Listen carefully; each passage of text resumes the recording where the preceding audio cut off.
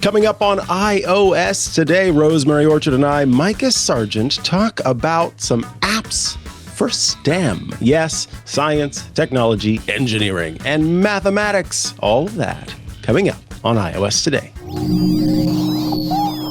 Podcasts you love. From people you trust. This is Twit. This is iOS Today with Rosemary Orchard and me, Mikah Sargent, episode 742. Recorded Tuesday, February 18th, 2025, for Thursday, March 6th, 2025. STEM apps for iOS. Hello, and welcome to iOS Today, the show where we talk all things iOS, iPadOS, tvOS, watchOS. I almost said Zoom OS. That's not a thing. Vision OS. It's all the OSs that Apple has on offer, not the other ones. And we love to talk about them here on this show and help you make the most of your iOS devices. I am but one of your humble hosts. My name is Mikah Sargent. And I am another one of your hosts. And sometimes I'm not so great at being humble, but I'm still here, and I'm Rosemary Orchard. Hello, Rosemary. You have no reason to be humble because you are awesome. So are you, Mikah. Thank you. This, of course, is our opportunity, as you heard, if you listened to the intro, to talk about some STEM apps. You know, there are lots of opportunities out there to learn about science, technology, engineering, and maths. And so I thought we would take the time to talk about some of the things that are available to us, not just on our iPhones, but also on our iPads and occasionally on our Vision Pros and our Macs. I mean, there's a lot out there, and there's some easy, fun stuff. There's some complicated stuff, but you can do a lot of learning on your devices. I think we should kick things off with a real cool app, Rosemary, that you are looking to feature. Tell us about your first pick. Yeah, so my first pick is Skeleton 3D Anatomy. Now, I should note, this is the free version of the Anatomy 3D Atlas app, which is free to download, but then has around about a $30 in-app purchase to unlock absolutely everything. But if you just kind of want to figure out, like, what bones are where, and, you know, maybe what they look like, then you can do that here in the app. So I can tap on the skeleton and, or the skull, and, you know, I can learn that big part at the top, that is indeed the cranium. And down here we have the mandible. And if I tap at the back, I've got our hyoid bone, which is that one freaks part. Me out. Yeah, that's the one that usually gets broken if somebody is strangled. Do I watch too many detective shows? Maybe. Anyway, you know, I've got our C1 and our C2 here from our skull, and then we've got various teeth which you can tap on as well. And, you know, there's a couple of options here. You can specify specific views and so on, and this can be quite good for just revising, you know, relearning the things that maybe you learned in a biology class, or if you're looking to get into medicine, having something to help you, you know, quickly familiarize yourself with this. So there's 4 different areas of your body. There's your head, trunk, upper limbs, and lower limbs. So if I were looking at upper limbs, then I could look at the whole upper limb, which would be sort of an arm. Or I could look at the hand, and then lower limbs, I could look at the leg or the foot. And so I can see here, you know, we've got our actual leg, and I've got a right femur and a right tibia, as well as a right hip bone, which is quite cool. And as well as the English names also specifies the Latin as well, which is os femoris os longissum dexter. So there we go. There is the Latin from my secondary school education coming into play. Now, if I were looking for something, like, for example, if I were looking for the mandible, if I could spell mandible, which turns out if you leave out the N is a little bit difficult, then it gives me both mandible and also angle of mandible, which if I tap on that, then I can actually see the angle of mandible, which is, you know, specifically this area here. And yeah, it will give me more information about it. There's also a little question mark where, you know, it explains how to use the app, and so on. You can reset your views, and it's got little pins in this view as well, so I can see what parts of this particular part of the Skeleton of Cold. But yeah, it's great. It's free to download, free to use. And if you are looking for an upgrade, then Anatomy 3D Atlas has all of the muscles and all the other lovely body parts that you might need, like organs, veins, arteries. I've heard all those are quite important, but I don't know how because I've only investigated the skeleton so far, which also seems quite important to me. So, who knows? Maybe I'll get there at some point. Alrighty. The next app on the list is a familiar one, but you might be thinking that we're making a mistake as we're talking about it because of a recent change. The next app we're talking about is Swift Playground. And it used to be called Swift Playgrounds with an S at the end, a plural. But now it has become Swift Playground. And it is, of course, the app from Apple that teaches you how to use Swift in, I would say a sort of elementary way of learning. But I think at the same time, I found it to be very helpful in kind of understanding some of the concepts. So again, when you're looking to kind of get into the habit of thinking in a way that leads to code and computer science, these kinds of apps I think can be very helpful to make that happen. Any other changes that have happened to Swift Playground since it became Swift Playground and lost the S? Yeah, the UI changed a little bit, Mikah. So this here is my iPad. And if I see the recents area, then that's all the things that I've been playing with. And so I can create a new playground, and I can start by creating an app or a book. And this is kind of the big thing that's happened since Swift Playgrounds came out, which is why it's now Swift Playground. It is a playground for just writing your own app as well, which you can then transition to Xcode on a map. But you can also write an app completely and publish it straight from your iPad, and you don't need a Mac necessarily for it. But if you go into the Learn to Code, then at the start, at the top, right at the beginning, there is getting started with coding, getting started with apps, getting started with machine learning, which could be quite interesting for some folks. And then there's sort of keeping going and Learn to Code 1 and Learn to Code 2. And then there's also an app gallery, which is quite nice. So if you're looking to build something, and for example, you're like, okay, well, how do I build a sound pad? Or how do I make an About Me tab? Like, that seems like something that would be quite useful. Always love it when apps have an About Me. And then there's further things like extending your app by organizing things with grids and capturing photos, recognizing gestures. So if somebody's doing a pinch to zoom, for example. And then there's also just some books at the bottom which can help. So you could make a brick breaker game. There's also code machines for forging new coding knowledge. There's a Battleship with algorithms. So Battleship's the game where you've got a grid and you have to put the ships on it and the other person guesses. And if you're me, you always, you do a good number of guesses and you track how many guesses you've got. And then at some point you put in I1, which is of course a coordinate position in, column I, row 1, but then they say, wait, no, but you haven't won. But that's just me. But yeah, and there's a lot of fun things in here. And while this app was originally targeted at getting kids into coding and this being part of the one-to-one iPad program that Apple has with certain schools, it's also a good app for writing an app. And you don't necessarily have to know all the things about coding to get started. So I definitely recommend checking it out if you are interested in this at all, or if you just kind of go, yeah, I'd like to learn a bit about coding and how me typing letters and words can make things happen.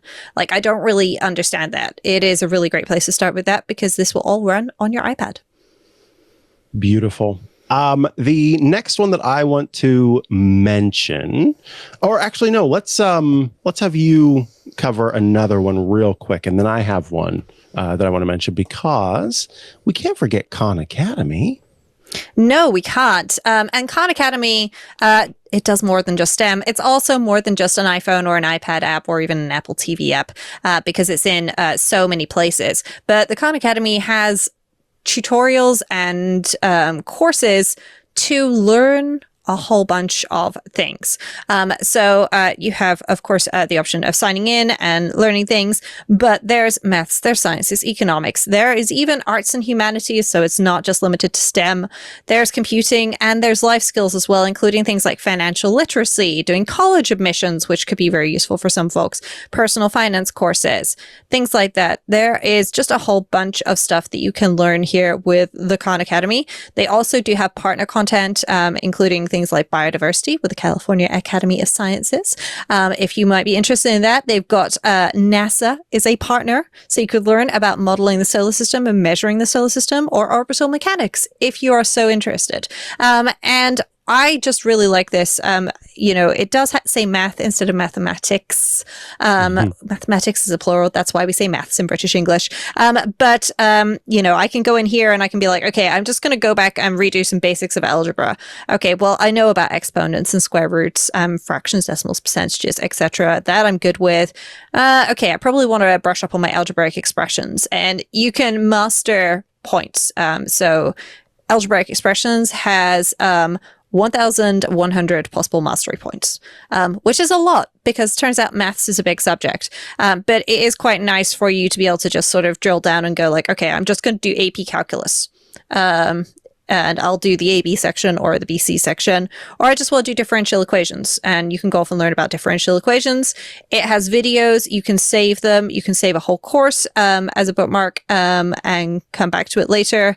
And yeah, I just think that this is a really great way of learning, and it's free.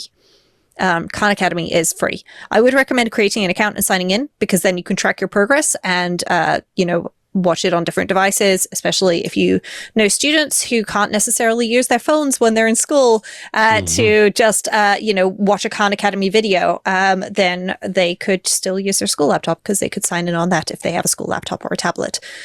So yeah, definitely recommend checking out the Khan Academy. My next pick is one that I remember fondly in my, I think, like maybe middle school education. So apparently not too fondly. I don't remember when exactly, but this is BrainPOP makes videos, educational videos about different concepts and individuals. And so, for example, Sir Isaac Newton, there are videos about Sir Isaac Newton himself. There are videos about gravity, Newton's laws of motions, refraction and diffraction. And all of these videos have little quizzes that follow them. And so you can kind of learn and then immediately apply your knowledge regarding them. There are many free movies that are available to you. Free videos about computer programming and some of the individuals involved in the sort of initial creation of computer programming. And then afterward, again, you can test your knowledge with these quizzes. I'm not going to play the videos because I think that it'll probably be an issue with, the like YouTube and stuff. But these videos I always found very engaging and fun, and often involves a robot, as you can see here on the left if you're watching, and a human being kind of working together to try to solve different problems and figure out, a specific bit of information. And so BrainPOP, I remember again fondly, and I think that it can be helpful for anybody who's trying to learn concepts in STEM. All right, we have more apps in just a moment with Rosemary. Rosemary, what is your next app pick?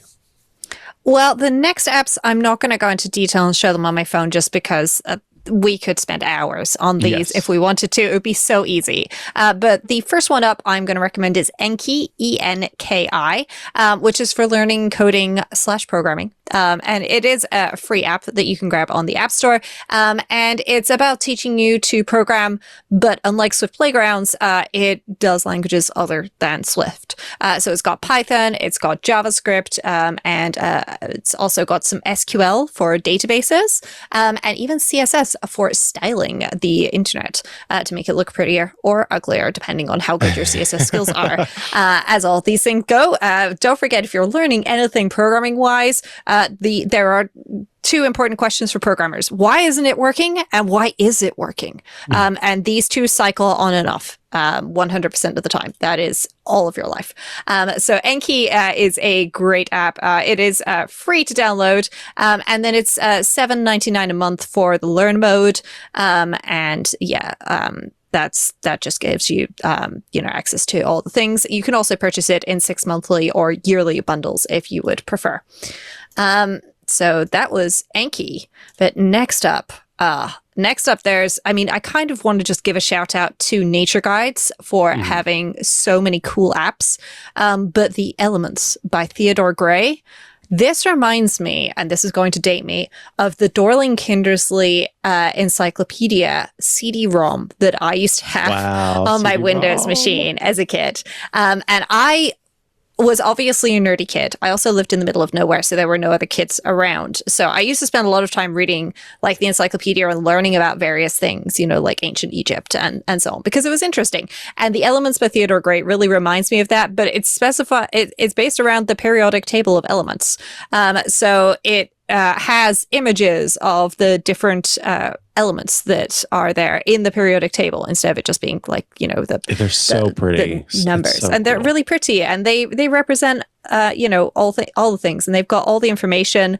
There's stories with facts in there as well. You can play with things in 3D. And it's one of those things where if you are struggling to learn the periodic table, as I did when I was doing chemistry at school, I found that the only thing that made it interesting for me was learning, why is gold so popular as a metal? Like, what is it that makes it really popular? It's not just that it's shiny and pretty. There's got to be something else to it, right? Turns out there is. There's a whole bunch that is useful to learn. So related to that, moving from chemistry to biology, I take it that dissecting a frog is like a common thing in American biology classes. We didn't do that over here in the UK. So whenever people are talking about that, I'm there going like, what the heck? Why would you dissect a frog? But should you want to learn more about frog dissection, or learn about just being a frog, from tadpole to full amphibian, then you could download Froggypedia, which is $3.99 from the App Store, one-time purchase. It's available on iPad and iPhone, and it will go through the life cycle of a frog with you. AR too. Yeah, and I really love this because it's not feasible for everybody to like catch some tadpoles or the eggs and hatch them into tadpoles and look after them. Not everybody lives somewhere with an outdoor space that is suitable for that, or even with an outdoor space. So Froggypedia is a great digital alternative to that, where people can play with a frog. And if you missed doing the whole frog life cycle thing at school, or you've forgotten about it, for $3.99 you can relive that. And I just love that idea. And then last, it's a bundle. And this bundle is called Lab O by Thix, Thix. And this one caught my eye because specifically of an app by them called Beaker, which is basically, if you remember at school, you put different things together in a test tube or a beaker and maybe heat them up and see what would happen, right? I was not necessarily, it wasn't that I wasn't good at following instructions. I wasn't good at remembering which instructions I'd already followed. So after a couple of close calls where my chemistry teacher had to go, right, Rosemary, no, stop, don't double the magnesium, because that would have been bad. She paired me with somebody with really bad handwriting. So I would, mostly do handwriting, and he'd supervise making sure that we didn't accidentally double up on magnesium. Well, instead of blowing up the chemistry lab, Beaker will let you do it digitally. So you can play with 150 different chemicals in a virtual lab on your iPhone or your iPad. You can heat them up, you can shake them, and it involves physically shaking your device as well to see what happens. And there's a whole bunch of cool apps here. There's Space One for learning all about space, and so on. And yeah, I just think that this bundle is really good. And if you only want to, buy one of the apps, then you can always come back and purchase the bundle later. If you are looking at, getting more of them, then you can finish off any app bundle if you've already purchased one or more apps by just buying the bundle to get a discount on the total price.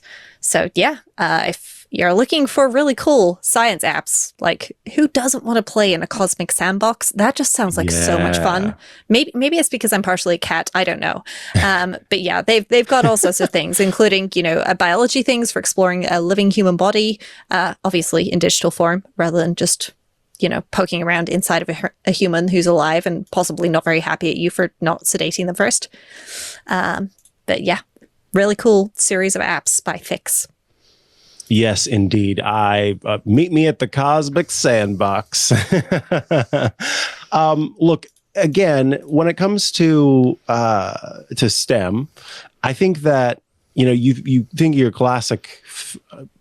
classic options of being in class, right? Of learning at school, of learning in college, of learning from different books, but over time, we've seen the introduction of some really cool apps that in so many ways make use of the psychology of learning to help us to better understand these different topics. And many of these apps are regularly updated with new information. They add new categories. And I think that's what sets these apart and makes them worth looking into. I mean, I now want to go and just sit down and look at the human body for a while and learn about different parts of the body that I've either forgotten about or didn't know about, because this kind of thing just seems it's so inspiring and so cool to me. So I'm really happy to have done this episode. I do want to mention too that if there are STEM apps that you're using that you think we should mention, iOS today at twit.tv is again how you get in touch. All righty. I can hear the music. It's time for Shortcuts Corner.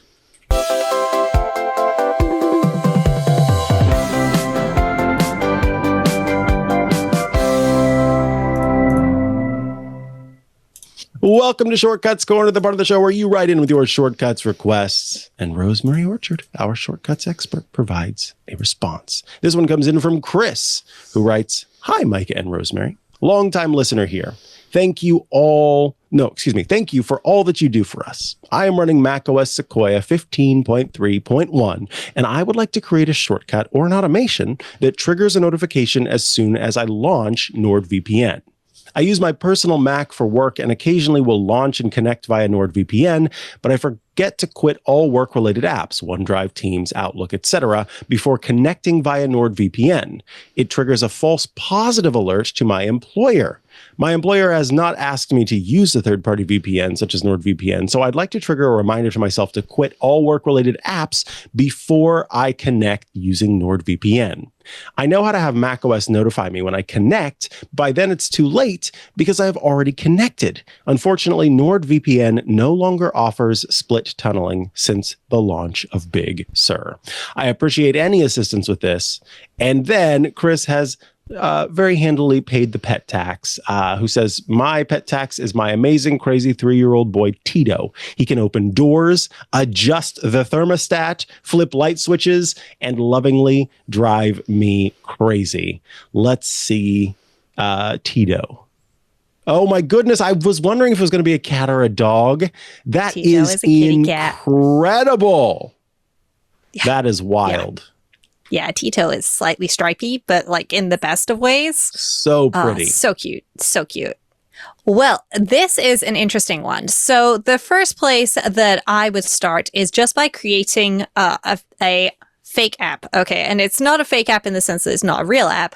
It's an app that is the thing that you launch instead of launching NordVPN. Okay, because I'm guessing NordVPN is set to automatically connect when it opens, which is kind of part of your problem. And you could uncheck that, but then you're still going to have to remember, and NordVPN notifying you is going to come too late.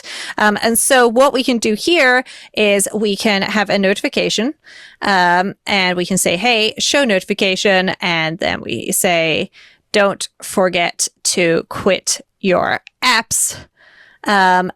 Oops. And then I would suggest we add a little wait in here.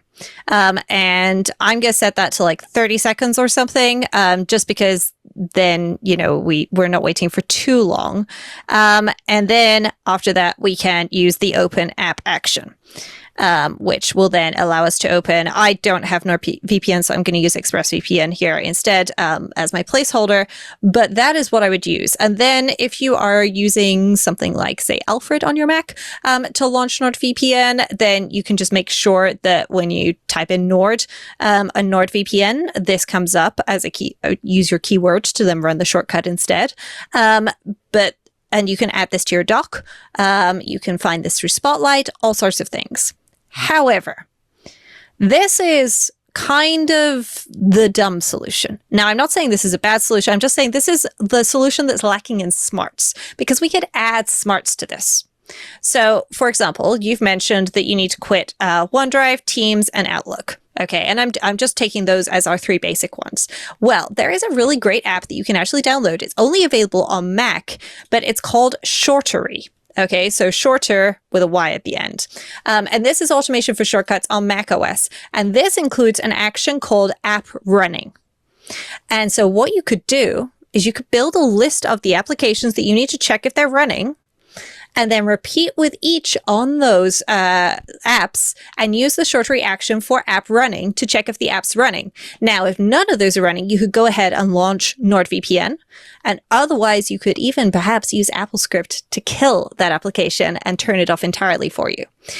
So that is probably what I would suggest here for adding a little bit of smarts to it. So we do have our simple solution, and I would definitely put the wait in there before launching NordVPN, because otherwise it's going to launch and you're still going to be quitting things. However, from personal experience, Microsoft Outlook, Microsoft Teams, etc., they all take a little while to quit. So even if you were super quick at quitting them, they might still be running.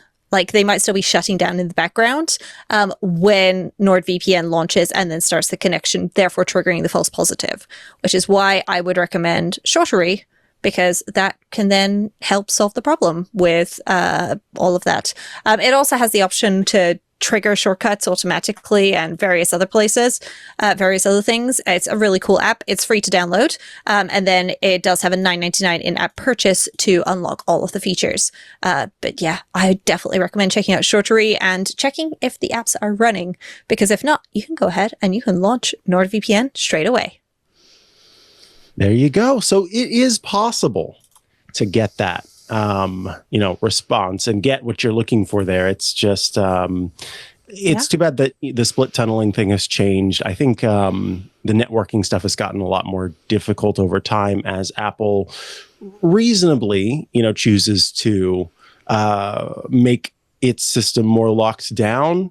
But when that happens, it can cause issues like this. And I've seen some just plain issues with regular old VPN stuff. So yeah, it kind of goes back and forth there for sure. Yes, but I believe Tito can show us exactly what happens if you don't connect to a VPN. So thank you so much, Chris, for writing in there. We appreciate it. And thank you for paying the pet tax. That is an incredible kitty. Yeah, Tito's just opening the door. Doesn't quite know what to do now the door's been opened by the looks of it. So, that's fine. But still, thank you, Tito. Greatly appreciate that. And thank you, Chris, for writing it as well. That, folks, is going to bring us to the end of this here episode of iOS Today. If you have feedback, questions, apps, etc., send those to us. iOS Today at twit.tv. We'd appreciate it, and we'd love to hear from you. I want to mention Club Twit, twit.tv/clubtwit. $7 a month with a 2-week free trial to kick things off. We love having you in the club. You gain access to ad-free versions of all of our shows by joining the club. You gain access to the Twit Plus bonus feed that has extra content you won't find anywhere else, behind the scenes, before the show, after the show. Special Club Twit events get published there. Access to the members-only Discord server, a fun place to go to chat with your fellow Club Twit members and also those of us here at Twit. And that warm, fuzzy feeling knowing that you're helping support what we do here on the network. Thanks so much for being a member of Club Twit if you already are. Don't forget about twit.tv/clubtwit/referral, where you can go to refer your friends and earn free months of Club Twit. Rosemary Orchard, if people would like to follow along with you and check out all the great work you're doing, where should they go to do so? Well, the best place to go is rosemaryocho.com, which has got links to apps, books, podcasts, and all the social media sites where you can find me. And of course, you can also find me in the Club Twit Discord, where we chat during the show as we're recording. Sometimes folks can give us some great live feedback. And of course, you can also find us there after the show in the iOS Today Forum. Micah, where can folks find you? If you're looking to follow me online, I'm at Mikah Sargent on many a social media network, or you can head to chihuahua.coffee. That's CHIHUA.coffee, where I've got links to the places I'm most active online. You can also catch my other shows, including Tech News Weekly, Hands on Mac, and Hands on Tech. And we'll be back again with another episode of iOS Today in the future. But until then, it is time to say bye-bye.